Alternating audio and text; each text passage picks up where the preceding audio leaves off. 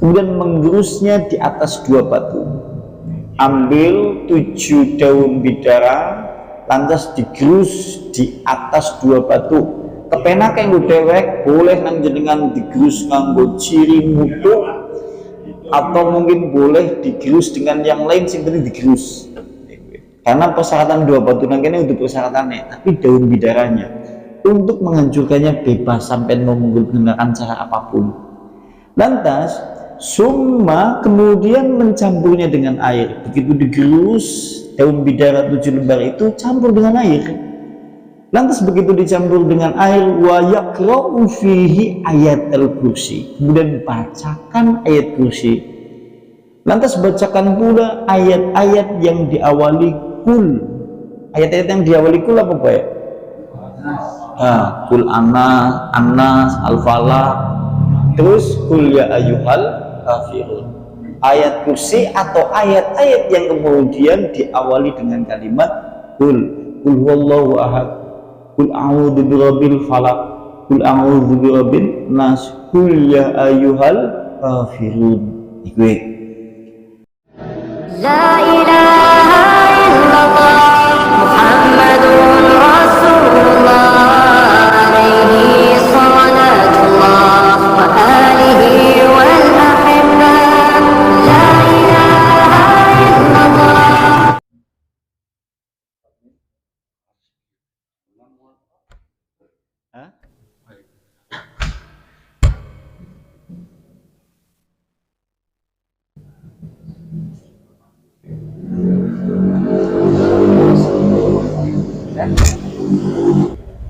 Assalamualaikum warahmatullahi wabarakatuh.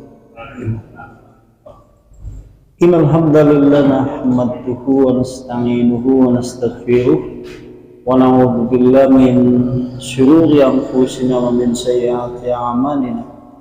May yahdihillahu fala mudilla lahu wa may yudlilhu fala hadiya lahu.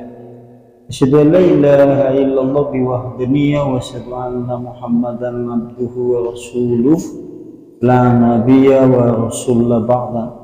Waqad qala Allah ta'ala fil kitabihil karim ya ayyuhalladzina amanu taqullaha haqqa tuqatih wa la tamutunna illa wa antum muslimun. Ikhwan ya ikhwa fillah rahimani rahimakumullah ta'ala jami'an. Ahlu ta'lim yang semoga senantiasa dirahmati oleh Allah Subhanahu wa Ta'ala. Mengawali kajian pada kesempatan malam hari ini, kita sama-sama memuji kepada Allah Subhanahu wa Ta'ala, karena hakikat semua bentuk segala puja dan pujian milik Allah, untuk Allah, dan karena Allah Subhanahu wa Ta'ala. Salam dan juga selawat tetap tercurah kepada uswah sekaligus juga kedua, itu Rasulullah Sallallahu Alaihi Wasallam, dan mudah-mudahan Allah memberikan kepada kita semuanya keistiqomahan untuk mengikuti risalah Islam di atas titian jalan yang lurus. Allahumma amin. Dan melanjutkan pada pembahasan sebelumnya di kitab Fathul Majid, itu bab maja'a fi nusrah, masih membicarakan tentang nusrah. Qala berkata Ibnu Qayyim, sekarang berkata Ibnu Qayyim, an-nusratu, nusrah, halu syihri anil masyhur, itu menghilangkan sihir dari orang yang tersihir. Nusrah menghilangkan sihir dari orang yang terkena sihir, kalimatnya seperti itu. Wahiyan nawangani, maka itu ada 2. Halu bisihrin misluh, atau menghilangkan sihir dengan sihir semisalnya. Berarti ada nusroh dengan media sihir yang semisalnya. Nusroh yang seperti ini maka haram. Nek mengharamkan nusroh dengan ilmu sihir maka termasuk haram, karena ini menghilangkan sihir dengan sihir. Kemudian wahuwa alladzi min amali syaitani, maka yang seperti itu termasuk perbuatan setan. Ini kalau menurut perkataan Ibnu Qayyim. Lantas kemudian perkataan itu dijelaskan. Wa mimma jaa fi sifatin nusratil jaizah. Maka nusra itu kan ada dua. Satu yang memiliki hukum boleh, yang kedua yang memiliki hukum terlarang dalam syariat atau tidak boleh dilakukan karena termasuk mengamalkan sihir. Yang diperbolehkan sebagaimana telah meriwayatkan Ibnu Abi Hatim, Abu Syekh dari Lais Ibnu Abi Sulaim. Allah berkata Ibnu Abi Sulaim, ini yang boleh ya. Balaghani telah sampai kepadaku anna haula'il ayati, telah sampai kepadaku mereka itu menggunakan ayat-ayat Al-Quran. Istilah dalam bahasa kita ruqyah, musyrokan sama dengan kata lain yaitu ruqyah. Maka kalau menggunakan media ayat-ayat Allah, syifa'un minasyihir, untuk penyembuh atau obat dari orang yang terkena sihir, biidznillah, dengan izin Allah, maka yang seperti ini boleh. Menyembuhkan penyakit karena gangguan kena sihir dengan menggunakan media ayat-ayat Al-Quran, istilah dalam bahasa kita yang lebih akrab ruqyah, diperbolehkan. Bentuknya atau contohnya, takra'u fi inna'i fihi ma'un, itu membacakan Al-Quran pada bejana. Bejana ya gampangannya wadah lah. Takra'u, membacakan ayat-ayat Allah atau Al-Quran pada bejana yang di dalamnya terdapat air. Ya entah itu gelas, entah itu ember, entah itu apa, ya. Yang penting bejana, wadah banyu, ya, jembangan. Setelah dibacakan ayat-ayat Allah, summa yusabbu ala ra'sil masyhur, kemudian diguyurkan di atas kepala orang yang terkena sihir. Begitu kalau sudah dibacakan ayat-ayat suci Al-Quran, ayat-ayat ruqyah, lantas kemudian guyurkan kepada orang yang terkena sihir. Suatu saat antum mendapati yang seperti itu sebagaimana disebutkan di kitab Fathul Majid tatkala menjelaskan masalah nusra. Al-ayatu, adapun ayat yang dipakai kalau menurut kitab ini, yang dipakai adalah fi surati Yunus, surat Yunus ayat 81 dan 82. Surat Yunus ayat 81 82. Di sana Allah Subhanahu wa taala berfirman, falamma alqau qala Musa majitum bihi sihru innallaha sayyidluhu innallaha la yuslihu ngamalal mufsidina wa yuhiqqullahu al-haqqa bi kalimatihi walau karihal mujrimun. Maka tatkala mereka melemparkan, maksudnya mereka di sini adalah tukang-tukang sihir di zamannya Nabi Musa, anak buahnya dari Fir'aun. Tatkala tukang-tukang sihir itu melemparkan tongkat-tongkatnya, lantas berubah menjadi ular. Begitu seperti itu, Allah berkata Musa, terus Musa jawab, maji'tum bihi asyihru, apa yang kalian datangkan itu adalah jenis sihir. Bukankah yang kalian datangkan itu adalah jenis sihir? Sesungguhnya Allah Subhanahu wa taala akan menampakkan ketidakbenaran sihir itu. Sesungguhnya Allah tidak akan berbuat baik kepada orang-orang yang beramal kerusakan. Dan Allah Subhanahu wa taala akan mengokohkan kebenaran itu dengan kalimat-kalimatnya, sekalipun akan membenci orang-orang yang berdosa. Surat Yunus ayat 81-82. Kalau menurut kitab Fathul Majid, bentuk yang boleh nusroh diantaranya adalah ambil air, taruh di dalam bejana, nanti bacakan firman Allah surat Yunus ayat 81, ayat 82. Begitu dibacakan, guyurkan kepada orang yang terkena sihir menurut kitab Fathul Majid. Seperti itu. Lantas kalau bukan surat Yunus, Juga bisa ditambahi dengan firman Allah surat Al-A'raf ayat 118 sampai 121. Surat Al-A'raf surat nomor 7 ayat 118 sampai ayat 121. Di sana Allah Subhanahu wa taala berfirman, "Fawaqa'al haqqu wa batala ma kanu ya'maluna. Faghulibu hunalika wa in qalibu syahirina wa ulqi syihratu sajidina qalu amanna bi rabbil alamin." Al-A'raf ayat 118 sampai 121. Di sana Allah Subhanahu wa taala berfirman, "Maka nyatalah kebenaran dan kebatilan yang mereka kemudian amalkan itu adalah sesuatu yang batil. Mereka tukang-tukang sihir itu dapat dikalahkan di sana. Lantas menjadilah mereka orang-orang yang hina dan kecil. Maka tatkala kemudian sihir itu dilakukan oleh mereka, lantas kemudian mereka tersungkur dalam keadaan tukang-tukang sihir itu bersujud kepada Allah Subhanahu wa taala. Dan mereka tukang-tukang sihir itu berkata, amanah, kami beriman birabbil alamin, dengan Tuhan yang merajai alam semesta. Surat Al-A'raf ayat 118 121. Atau dengan bacakan ayat ini kalau menurut kitab Fathul Majid. Atau kalau bukan ayat itu pula juga bisa menggunakan surat Thaha ayatnya ayat 69. Di sana Allah Subhanahu wa taala berfirman, "Innama sannu kaidu syahirin wa la yuflihu syahiru haitsu ata."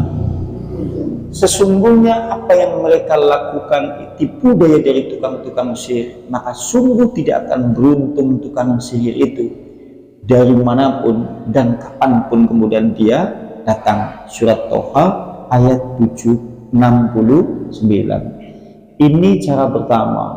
Kalau kemudian untuk mengobati sihir bisa menggunakan cara-cara yang seperti itu. Ambil bejana, bacakan surat Yunus ayat 81-82, A'raf ayat 117 sampai 121, Thaha ayat 69. Begitu dibacakan, guyurkan di atas kepala orang yang terkena sihir atau digunakan mandi.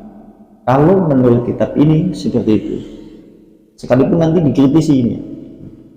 Dan itu yang pertama ya. Sekarang yang kedua caranya. Waqala Ibnu Battal, panjenengan lihat perkataan Ibnu Battal di dalam kitab Wahab bin Munabbih. Ibnu Battal dia menyebutkan dari kitab Wahab bin Munabbih, annahu ya'khudhu sab'a waraqat, hendaklah dia mengambil 7 daun, yaitu 7 daun bidara. Ini seperti sebagaimana di dalam hadis sahih. Daun bidara itu kan daun pohon yang ditakuti oleh setan. Ambil 7 lembar daun bidara, kemudian menggerusnya baina hajaraini, kemudian menggerusnya di atas 2 batu.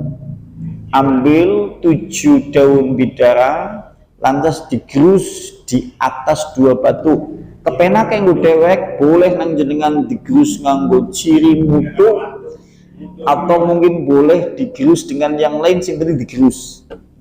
Karena persyaratan 2 batu nang kene untuk persyaratannya, tapi daun bidaranya untuk menghancurkannya bebas sampai mau menggunakan cara apapun. Lantas summa kemudian mencampurnya dengan air. Begitu digerus daun bidara 7 lembar itu, campur dengan air. Lantas begitu dicampur dengan air, wa yaqra'u fihi ayatul kursi, kemudian bacakan ayat kursi. Lantas bacakan pula ayat-ayat yang diawali kul. Ayat-ayat yang diawali kul apa Pak ya?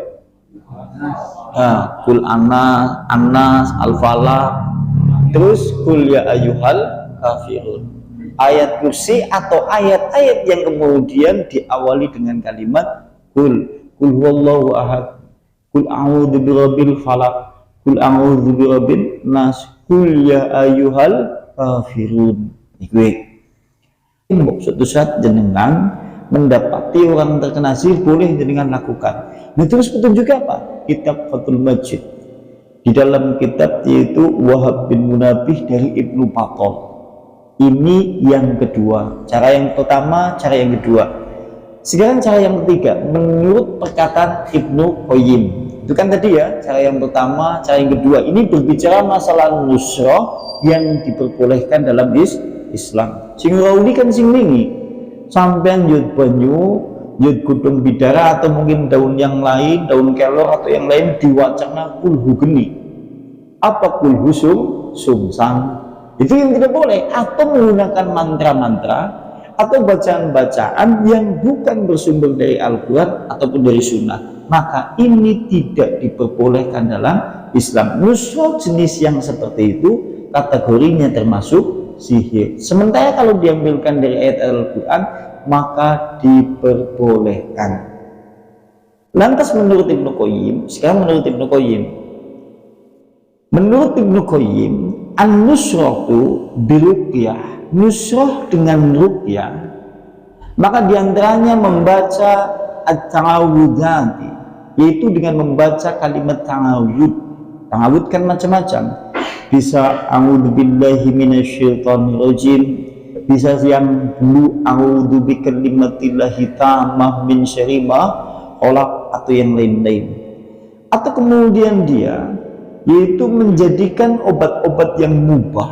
Obat-obat mubah ini obat-obat yang tidak terlarang dalam Islam. Wah, sing aneh-aneh itu. Bisa sing aneh-aneh kan contoh. Jenengan sediakna pitik cemani, kembang kantil pitu, ya yang seperti ini yang aneh-aneh tidak perlu. Maka mengarah kepada pemahaman nusrah yang dilarang.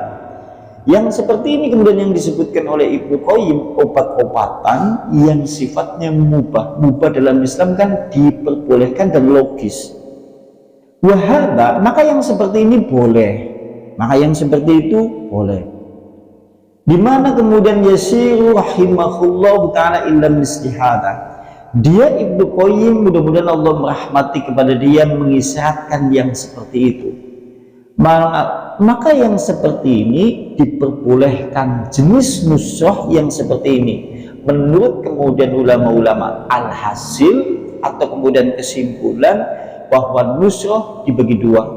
Nusrah yang boleh menggunakan media-media Al-Quran, nusrah yang tidak boleh menggunakan doa-doa, mantra-mantra atau bacaan-bacaan yang bersumber bukan dari Al-Quran atau bukan berasal dari Sunnah, maka itu tidak diperbolehkan. Wa makana bil Qur'ani, maka adapun itu nusrah yang menggunakan media Al-Quran, doa-doa yang disebutkan di dalam hadis Nabi, obat-obatan yang mubah, maka yang seperti ini wajah isun, maka diperbolehkan dalam pandangan Islam. Wallahu a'lam, mudah-mudahan hanya Allah yang lebih mengetahui terkait masalah itu.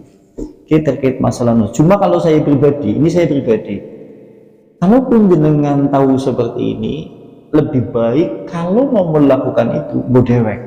Kecuali kalau jenengan memang disuruh oleh orang, dimintai betul-betul, maksudnya dipaksa temenan ya.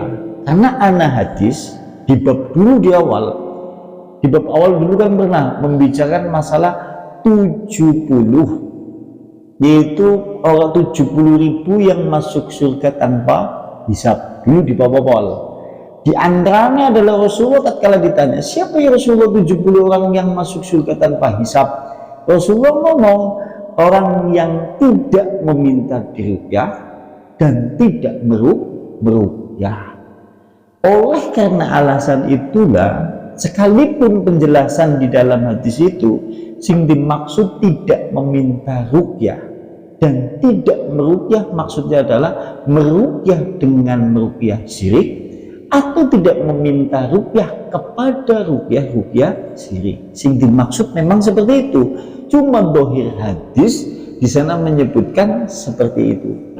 Dan dalam sunnah, ini dalam sunnah, Rasulullah pernah meruqyah dan Rasulullah pernah diruqyah. Rasulullah pernah diruqyah nang Jibril. Dan Rasulullah juga pernah kemudian meruqyah sahabatnya. Sahabat-sahabat Nabi juga banyak meruqyah. maka oleh dalam pandangan syariat Islam, ruqyah masih diperbolehkan dalam Islam sekalipun asal dengan menggunakan media bacaan-bacaan ayat Al-Quran.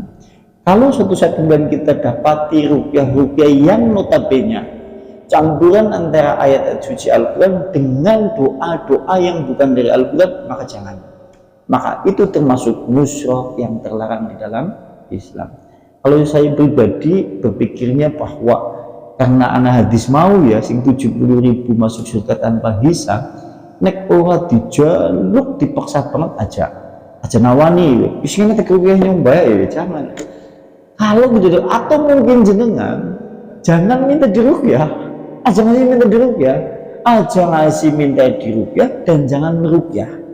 Nek ora kemudian kalau tidak dimintai betul-betul, jadi dipaksa lah, diteleponi boleh balik, dijaluki boleh balik, itu boleh, yang seperti itu. Ya.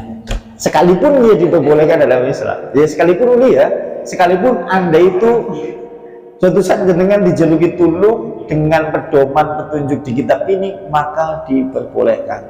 Asal jenengan tahu landasannya, oh iya, yang kita Fathul Majid Anading boleh. Sekalipun tetap diperbolehkan dalam Islam. Pemirsa selesai lah inilah. Sekalipun di catatan kaki, tapi pada intinya seperti itu. Sekarang bab yang selanjutnya, atau mungkin ada yang mau ditanyakan terkait masalah ini. Sebelum kita, iya silakan tafadhol. Kalau misalkan seperti Pak RT sudah masjid, ya. Di masyarakat pada Pak RT habis masjid berarti imannya melanjut. Ya. Nah itu ada seorang warganya minta diruqyah. Yeah. Tapi warganya itu hanya sebatas pengakuan Islam lah, nggak sholat nggak boleh. Apakah boleh pakai ayat itu, ayat Al-Quran itu? Iya. Jadi ruqyah itu media orang yang diruqyah. Sekarang pertanyaannya kan media orang yang diruqyahnya. Ternyata orang yang diruqyah itu tidak sholat, tidak pernah puasa, tidak ibadah. Apakah boleh kita meruqyah orang seperti itu? Maka ini kan kaitannya dengan hukum muamalah. Hukum muamalah, kita berbicara pada tatanan hukum ruqyahnya, bukan kepada siapa yang meminta ruqyah. Artinya, kalau suatu saat kemudian kita dimintai ruqyah oleh orang yang notabene tidak beribadah, tidak sholat, tidak diperbolehkan.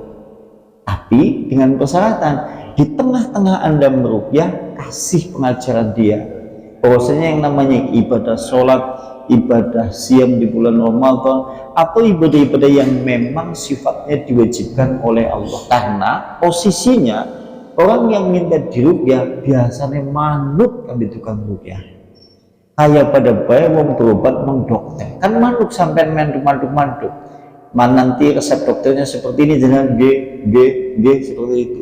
Orang meminta diruqyah kepada Anda, diomongi manut kok. Nanti jenengan sholat G. Nanti jenengan kalau bulan Ramadan puasa cak lalen yang mesti ditekani sampai ibadah, insya Allah mandek. Makanya boleh dengan persyaratan seperti itu. Nah, sedikit di kasus maning.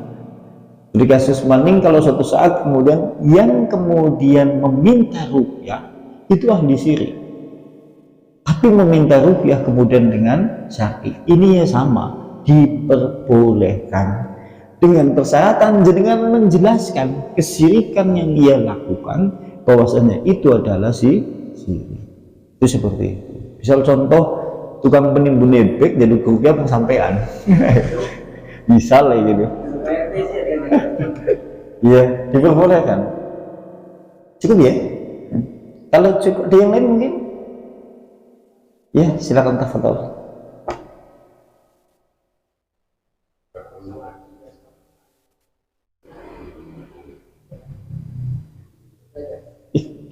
Gimana nggak begitu kedengaran Aidon nih gimana? Ya, sih.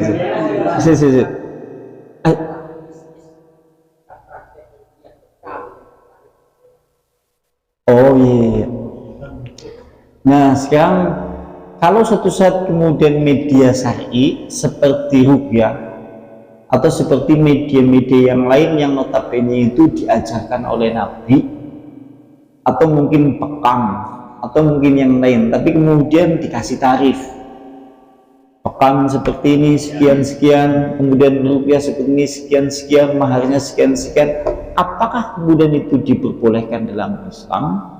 Nah, dulu di bab tafsir Al-Fatihah, panjenengan kembali lagi di tafsir pas malam minggu, kita kan pernah membicarakan masalah surat Al-Fatihah, di mana beberapa rombongan sahabat Nabi dia mampir di suatu kampung. Di kampung tersebut itu kemudian sahabat Nabi meminta dijamu kepada penduduk kampung, tapi penduduk kampung itu tidak mau menjamunya. Begitu tidak mau menjamunya, lantas ternyata pimpinan kepala kabilah kampung tersebut terkena sengatan binatang yang berbisa, sehingga kemudian mereka susah untuk menyembuhkan dan menemukan obatnya.